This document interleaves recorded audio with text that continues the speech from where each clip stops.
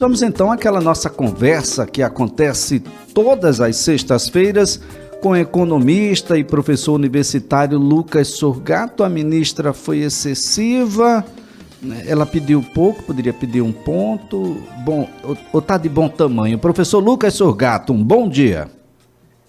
Bom dia, Elias, bom dia, ouvintes.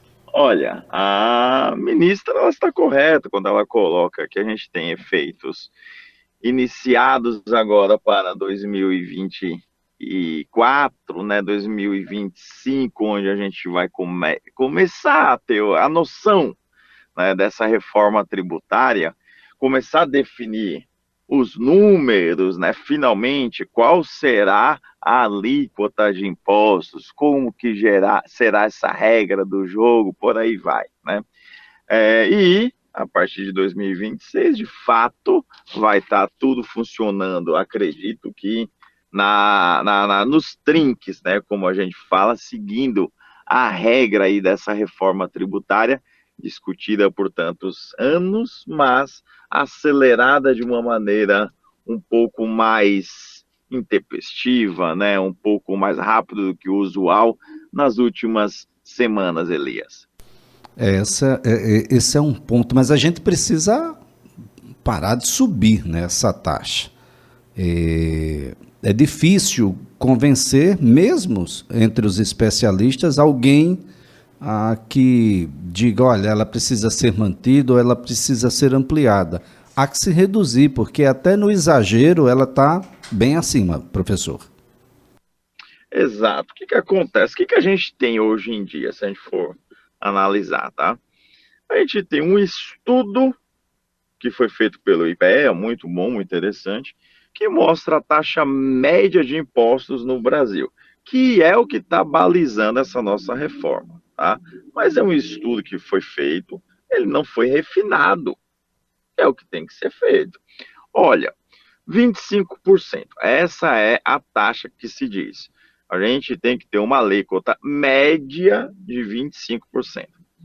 Antes do texto ser votado agora na semana anterior, Elias, tinha um comentário, né, do texto original que dizia que alguns setores teriam benefício de 50% dessa alíquota, pagaria 50% a menos. Saúde, educação, construção civil, serviços financeiros, agropecuária, dentre outros. No dia da votação, olha-se para um lado, para o outro, e decide-se que você vai ter agora uma isenção não mais de 50%, mas de 60%. E aí eu pergunto, tá, da onde que tiraram isso? Tiraram do nada, olha, não é mais 50, agora é 60. Então, aquela taxa que antes era 25 na média, ela vai continuar 25 ou ela vai subir? Para que ela continue 25, quais os setores, então, que vão pagar mais? Porque se eu tenho esses pagando 60% a menos, alguém tem que compensar isso. Quem é que vai compensar? E como que compensará isso? E qual, de fato, será o valor? Né? Eita, essa discussão, Elias, que de fato esses números não precisam ficar ali, ele vem por uma PEC mesmo, mas ele tem que ser melhor debatido antes da votação, porque senão é como se fosse um cheque em branco, né? A gente disse que vai fazer isso, a regra é essa, tá, mas qual o valor dessa regra? Não sei. Como que vai fazer isso? Não sei. Qual é a divisão de participação dos estados no fundo regional? Também não sei. Como que serão eleitos os representantes? Também não sei. Ficou uma aprovação que a gente não sabe de nada. Sabe que se passou e sabe-se que vai ter agora uma nova discussão. Mas a base, que era interessante a gente ter uma base numérica disso, ela deixou de existir. Então isso daí é um problema, é uma situação que de fato a gente tem que começar a aprofundar para saber isso. O que se diz no geral, Elias? Olha, o setor de serviços vai pagar mais. Tá, por quê? Por duas coisas aí. Uma, o imposto agregado geralmente é maior, porque você não tem uma etapa de produção tão grande, muitas vezes, tá? E outra, que é o setor mais fácil e é o setor mais pujante da economia. O setor de serviços, junto com a administração pública, vai representar aí 70% do nosso PIB, serviço e comércio, né?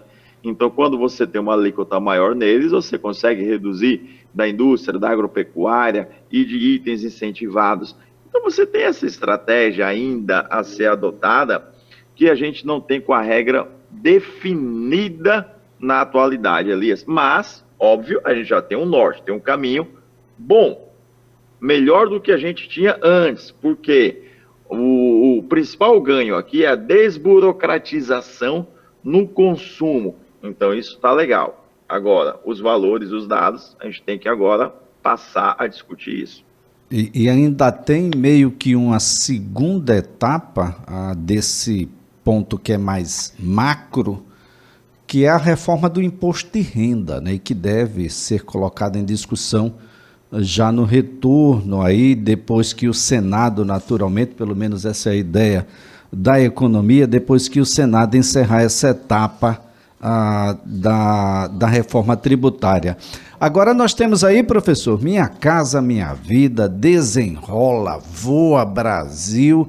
Bom, tem muita coisa na área da economia que vai ter um impacto direto nos serviços que são ofertados e em setores que são bastante relevantes, né? Como a aviação civil, o setor da construção civil, com Minha Casa Minha Vida, que deve mexer com os setores todos, junto com o PAC, e o Desenrola, que para esse setor de serviços, para o consumo, é super importante porque traz crédito novamente para pessoas que estavam muito possivelmente alijadas aí de um consumo maior.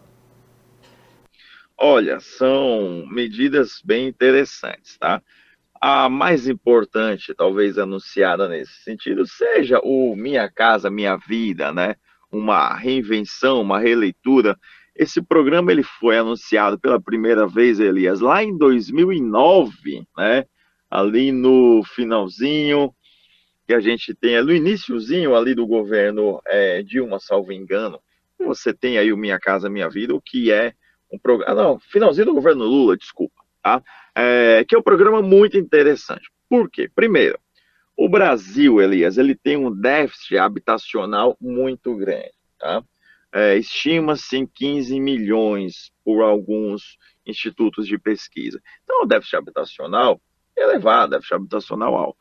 O Minha Casa Minha Vida, ele tem uma expectativa de entrar no mercado, né? Facilitando financiamentos, deixando taxa de juros mais baratas, estendendo prazo, dando uma entrada, que aí é muito importante, né? Uma entrada subsidiada. Evidentemente, Lucas, ele vai para todo mundo? Não.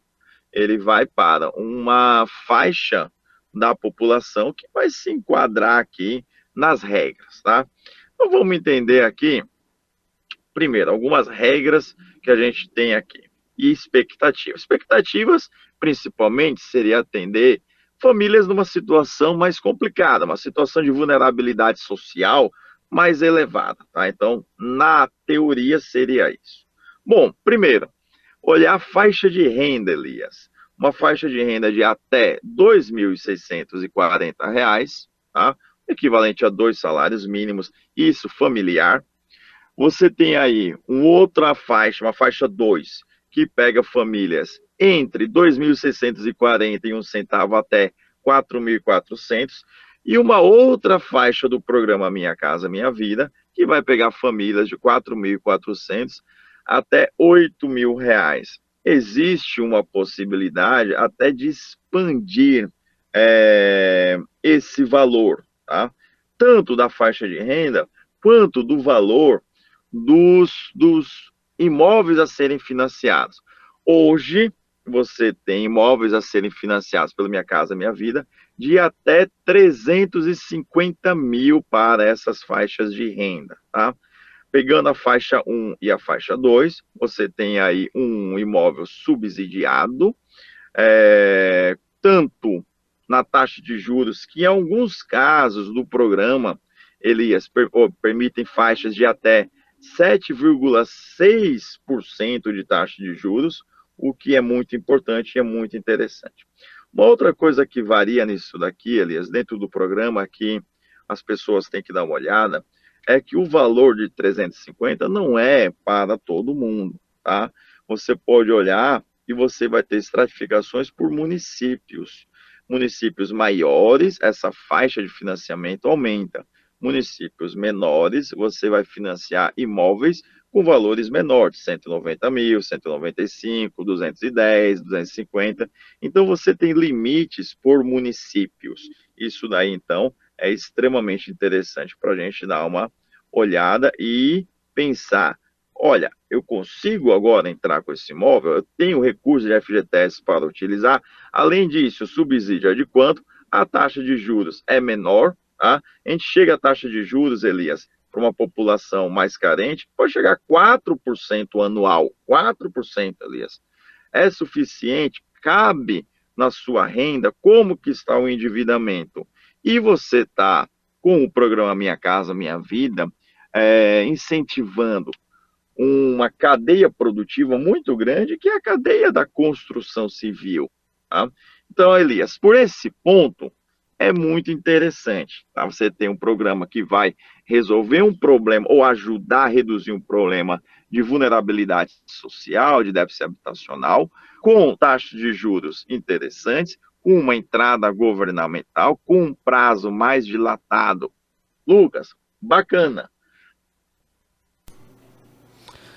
Agora, professor, esse é um tema que as pessoas estão muito interessadas. Por exemplo, o programa Desenrola, a segunda faixa já tem início na segunda-feira.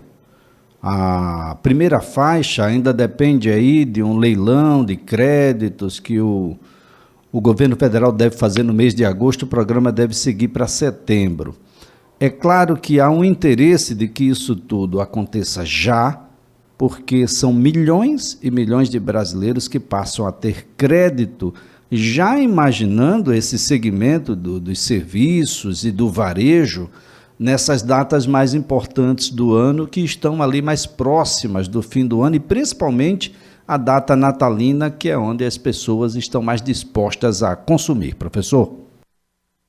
Perfeito. Você tem 3 pontos bacanas para a gente olhar junto com o Desenrola, Elias. Primeiro, ele possibilita as pessoas a voltarem para o mercado, a voltar a ter crédito para, vai para o consumo, como você falou. Se eu consigo resolver agora, nesse período, para essa data festiva de maior importância e de grande movimento na economia, você já consegue até ajudar mais o comércio, mais o setor de serviço.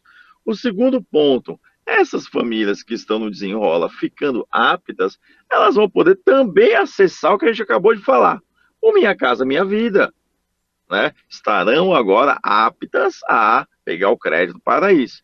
E um outro ponto que também entra aqui, Elias, é que isso daí vai gerar uma pressão ainda maior na nossa redução da taxa de juros Selic. Veja bem, se eu deixo as famílias aptas a pegar crédito, se eu coloco um programa habitacional desse, eu preciso agora deixar que fique mais barato tudo para essas famílias pagarem. Então, força o Banco Central, visto que a gente teve nesse último mês uma deflação, né?